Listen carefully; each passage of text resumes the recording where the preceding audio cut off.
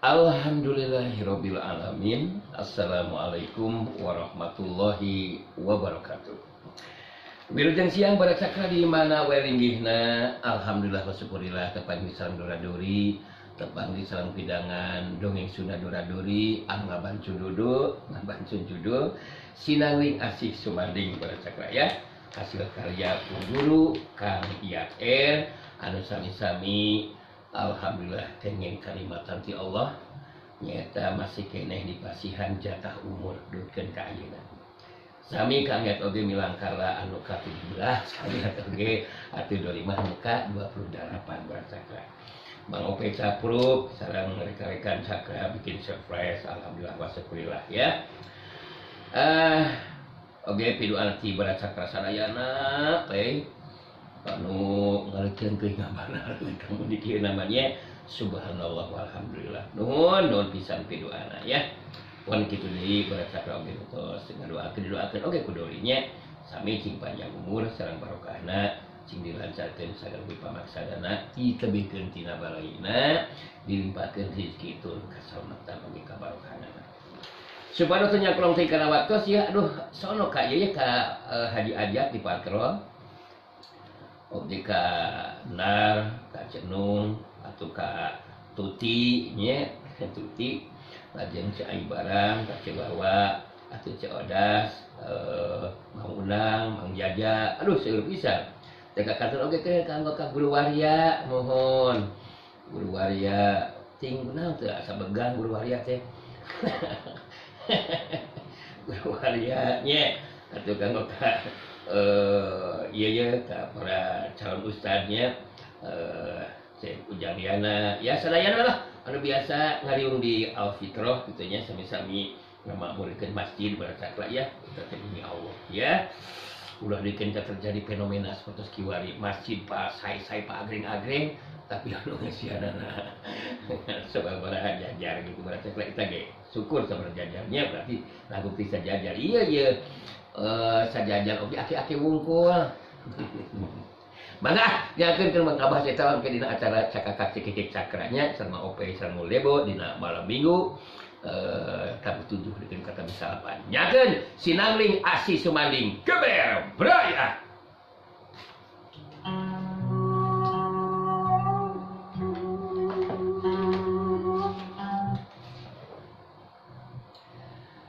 Sulandi si kurang biak sanajan dina hati mah nafsu masih keneh ngagugudug tapi manehna sadar geus moal bisa nuruskeun deui tarungna lain bae moal mampu ngukuran ajeun pangartina ka sinangling tapi tatu di jerona bakal leuwih parna mun kabeunangan deui ku pananajangna anu jadi lawan. Sulandi si kurang biak berejeung era-era oge maksakeun maneh nyarita lain memang hebat jaga sinangling. Aing memang hebat Surania. Kabuktian apan maneh dirubuhkeun ku aing anjeun. Tah ayeuna kaayaan maneh geus kawas kieu. Jadi anu ditanyakeun ku aing mah maneh wani keneh neruskeun tarung ha? Wani keneh henteu?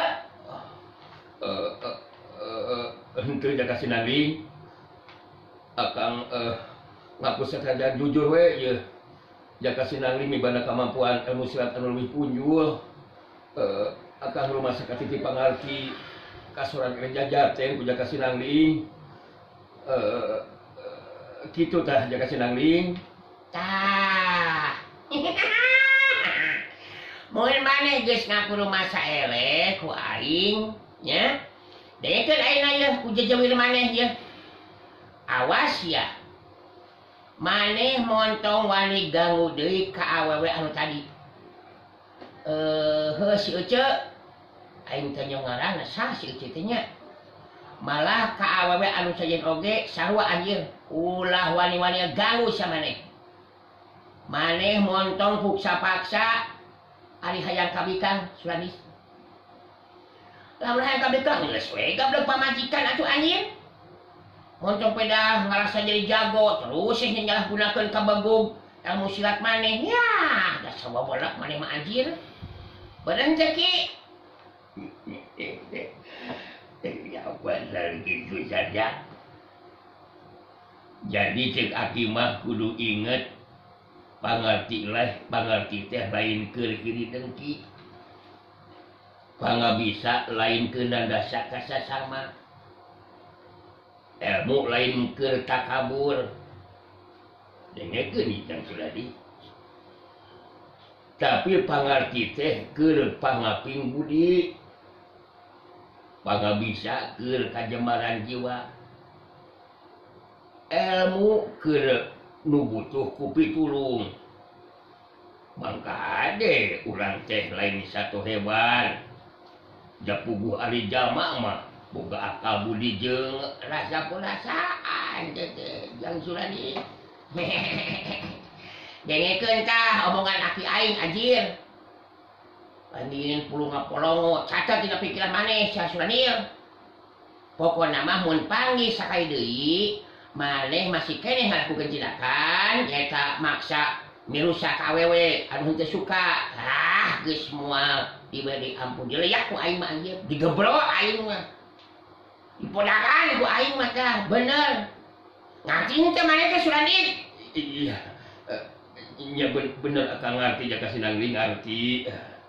Akang ge geus marek wari deui ganggu ulun teh maksa mirusak ka Banoja atawa awewe. Tapi mun aya randa anu sukaeun ka akang mah nya nya berean gitu oge nya teu naon beunna nya. Dasar si bolak danten. Mun anu kitu patut mah hampe kakan kumaneh anjir. Cek aing ge ari suka pada suka mah geus lain urusan aing Suradi. Sabodo kumaha maneh eta mah? Tanggung jawab maneh. Upamana wae ka maneh teh aya randa nini umurna geus 87 tahun kaluhur. Terus sukaeun ka maneh. Itunya dekeun ieu. Terus merian oge ka maneh. Nya meungeus eta mah kali dihuapkeun ku maneh. Mun nya teh mah. Ngacinca lain kerung kitu anjir. Nya ngarti jaka sinangling ngarti, akang ngarti. Da akang oge sabenerna mah boga pamikiran mah hayang gancang boga pamajikan nya jaka sinangling. Tapi da akang teh kangaranan pamajikan mah aya we atuh boga pamajikan teh awewe anu geulis jaka sinangling. Kahayang mah bebas anjir. Ngan maneh kudu neuleuk karena bebeungetan sorangan. Cek aing mah bebeungetan maneh anu kawasan buru-buru. Terus hayang kalau geulis kudu mikir anjir mikir. Sakitu beungeut siga kopiah nyenglet di anjir. Take tah otak teh anjir. Goreng sopak beri eueuh ka gablem. Tapi hayang boga pamajikan kanu geulis. Mah bisa laksana atuh nepikeun ka iraha oge anjir. Kudu naon teh Ki? Nya kudu ngukur ka bujur dari bang kana badan gitu. Kahayang teh kudu disaimbangkeun jeung kayaan diri sorangan. Nya dantong boroning Jang Suradi aduh. Anu ngora kene dalah sok sanajan abdi ge geus gayaan ka wajib. Sok rajan we hayang boga pamajikan kanu ngora jeung geulis rupa mah. Tapi aki sadar diri geus moal katanagaan gitu, masuk di pulau ungkur teu naon. Jeung aki mah ngarumasakeun goreng sopak we gitu Jang. Tah kudu kawas aki aing maneh teh. Gablek pamikiran seperti kitu Suradi. Meungeus gancang mantep maneh Suradi aing rek neruskeun lampah deui ya. Tapi sakali awas ya. Awas ya. Mun maneh wani ngalakukeun tindakan kawas tadi, ku aing geus moal diberi ampun si anjeun dicebrod ku aing mah. Bener ku aing kulino ku aing mah. Omong naon sia? Iya. nya akan geus rek ngalakukeun deui tindakan seperti tadi da kasinangli akan rek ngangan anu ridho we ayeuna mah kunek kali semua bolak danten sabodo teuing ari anu di naon teh anu dipikahayang hidueun ka maneh mah anjeun aing ge geus moal pipireun asok mantok gitu untung lila ngajero di dieu bisa digebrok ka aing bisi getih aing neret deui ya bisa-bisa maneh dibabuk nyongkruk sia ditajong nyolong sok aing asok mantok Surandis Surandis si kurang biak harita bari dina kayaan sumanggenahan ka Nyepi dina lebah dadana anu kabeunangan ku panarajang Raja Kasinangling terus ini ninggalkeun eta patempatan.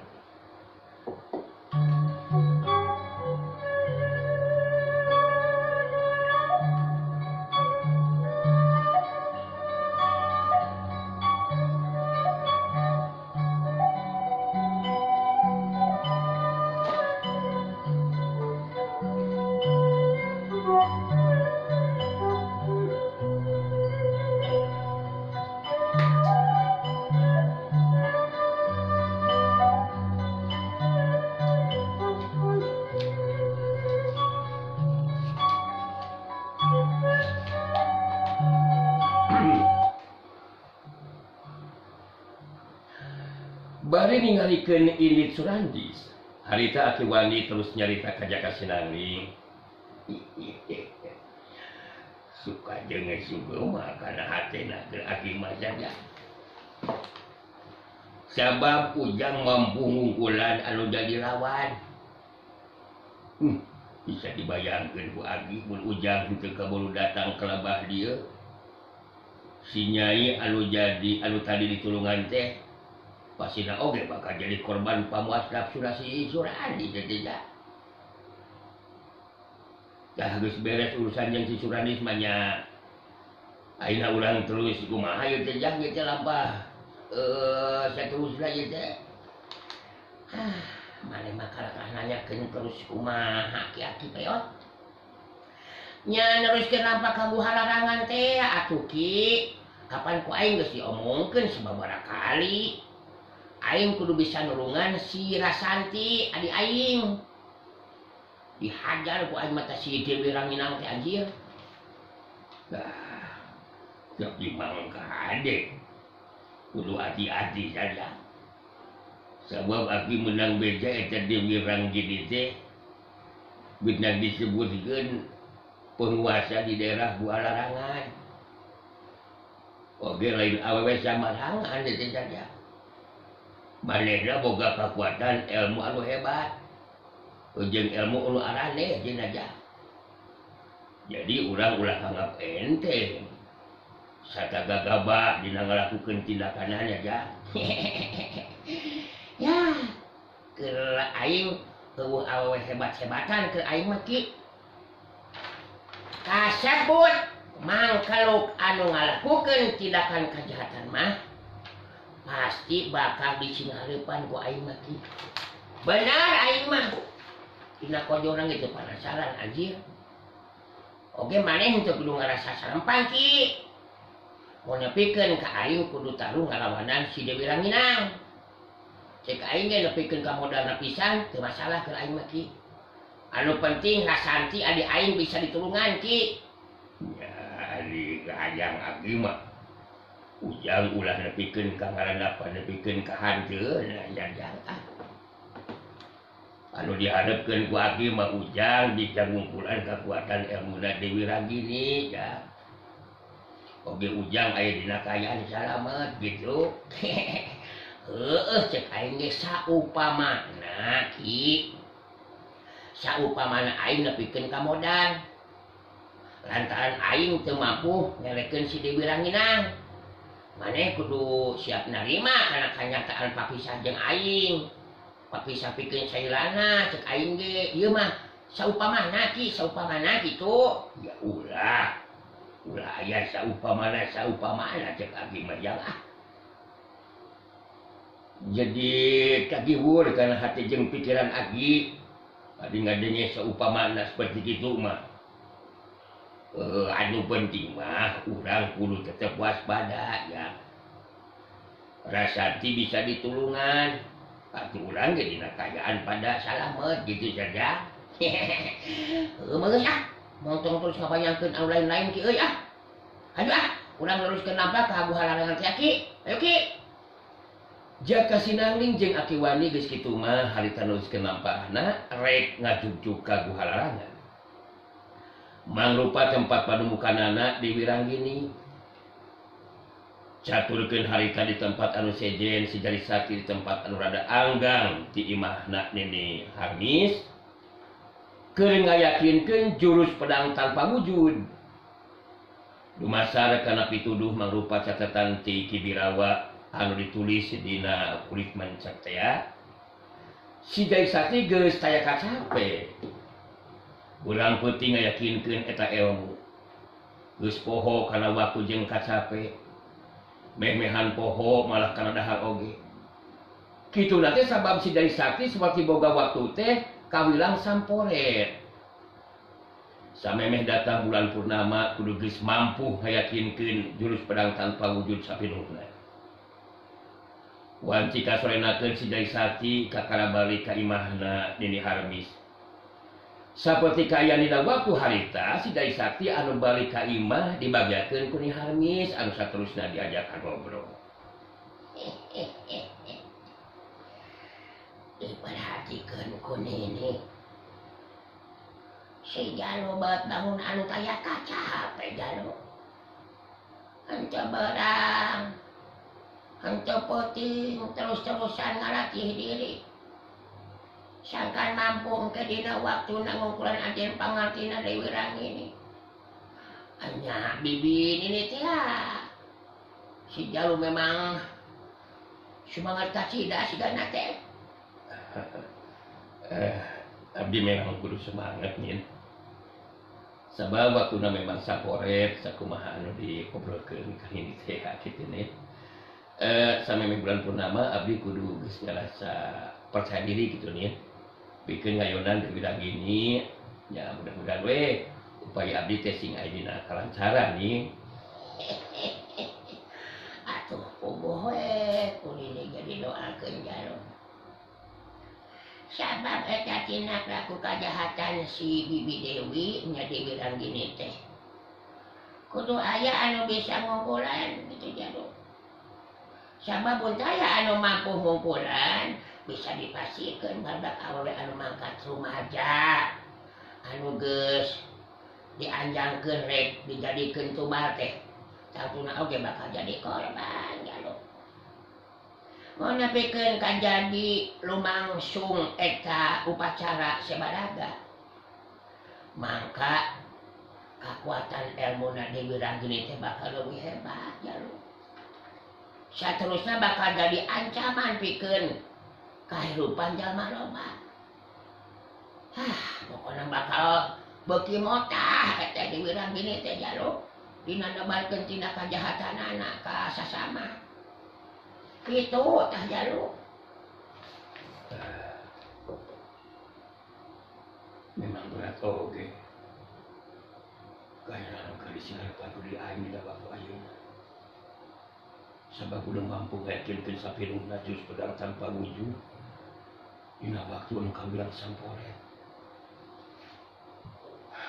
Mudah-mudahan bisa sagancangan ngayakinkeun eta ilmu. Kakarek dilatih sababaraha oge. Terus bisa karasa jeung kamandungan. Jurus pedang tanpa wujud mangrupa ilmu silat anu istimewa.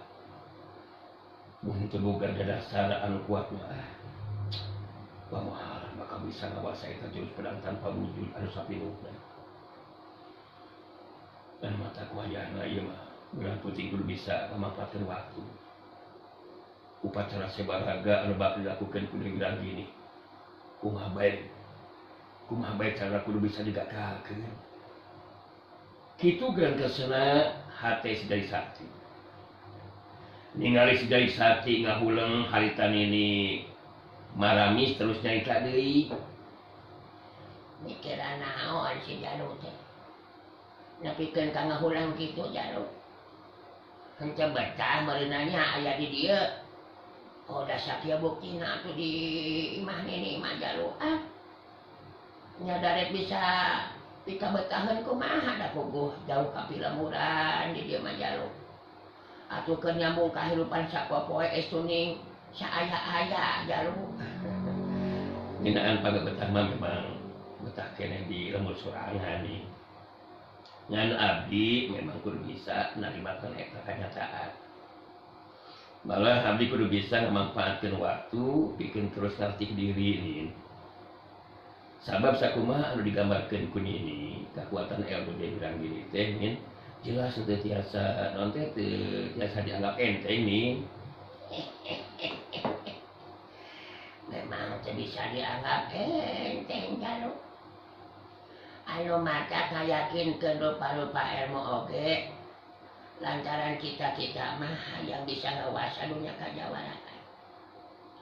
Anu matak penting pisan di kudu bisa laksana we naon teh. Kudu bisa laksana upacara sabaraga teh anu tujuanana nya tapi ngalonjakeun kekuatan ilmuna ku cara kitu mangka moal aya jadu atau jawara anu bakal mampu ngimbangan kana kekuatan ilmuna. Mereka we si Jaluk jadi kudu terus tinggalkeun kula warga. Wajahna kada pamaksudan hayang dulungan alo anu neulah rasa teh Jaluk. Memang dikersakeun kieu nih. Meureunana anu kudu disorang kudu di abdi teh kedah kieu. Mun bojo nu aya di lembur tentu bakal salembang ku kayaan jadi abdi. Malah anu jadi hanya lukeun jadi abdi mah sakumaha anu diobrolkeun ka nin teh ya. Ngeunaan dulur abdi si Banteng Gulung nih. Anu kapanghaluhan ku daya pamikatna Nyai Angrum. Abdi teu terang kumaha serta naon anu bakal karnapan ku eta dulur abdi nih. Ya pasina oge boga maksud anu tangtu anu mata kalakukeun tindakan kitu oge Jaluk. Nya da si Angrum jeung si Dewi Ranggini mah ibarat kiduh jeung reuhak gitu Jaluk. Guru jeung murid teh sarua pada jararaha. Ari si Angrum salaku anu jadi murid pasina oge bakal nurutan kana tindak laku anu jadi guruna. Ngan lamun dumasa kana kajadian anu geus kaliwat mah satiap lalaki anu beunang dipikat ku si Angrum teh tangtu bakal jadikeun pamuas nafsuna kitu Jaluk. Atuh kitu mah anteng dulu abdi ge geus mata pikiran pikeun ninggalkeun daerah Buhalarangan. Masih kena dibutuhkeun ku Nyai Angrum pinternya nih nya. Benar kitu Jaluk, benar pisan. Malah eta jang anteng teh kudu geus aya dina pangaruh daya pamikatna si Angrum Jaluk. Jadi geus moal ingetan deui ka si Jaluk. Itu deui ka Pilemuran. Sasat sakiat parentahna eta parentah si Angrum. Bakal digugu eta ku jang anteng teh kitu Jaluk.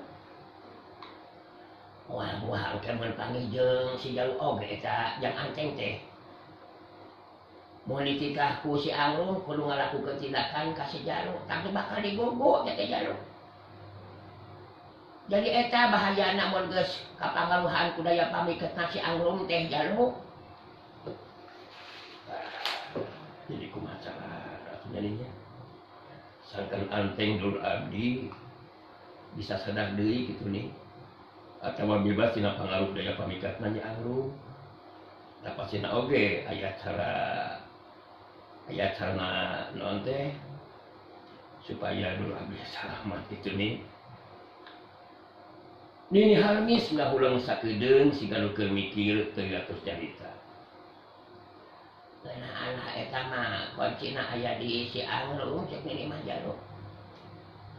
Jadi iwat di si Angrum anu bakal bisa nyadarkeun deui si jang anteng mah. Anu ngatak nini bener-bener miharep si Jaluk dina ngalatih diri teh sing bener-bener bisa ngalonjakeun kemampuan diri we Jaluk. Sangkan mampu ngungkulan kekuatan ilmuna di Dewi Ranggini. Siapa bakal beki tambah mangprong tah tindak laku kajahatanana si Dewi Ranggini teh. Mun kaya anu mampu ngungkulan ajen pangartina kitu jaluk. Si Jari Sakti ngahulang deui. Beuki tambah kuat tekadna pikeun ayunan Dewi Ranggini.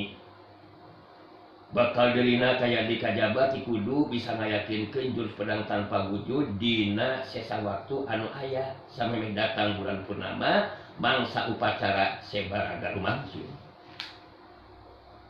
Si Jari Sakti ngomong sorangan dina jero hatena.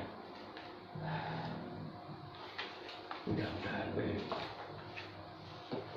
jurus pedang tanpa wujud bisa terkacangking sapirna ku deui aing.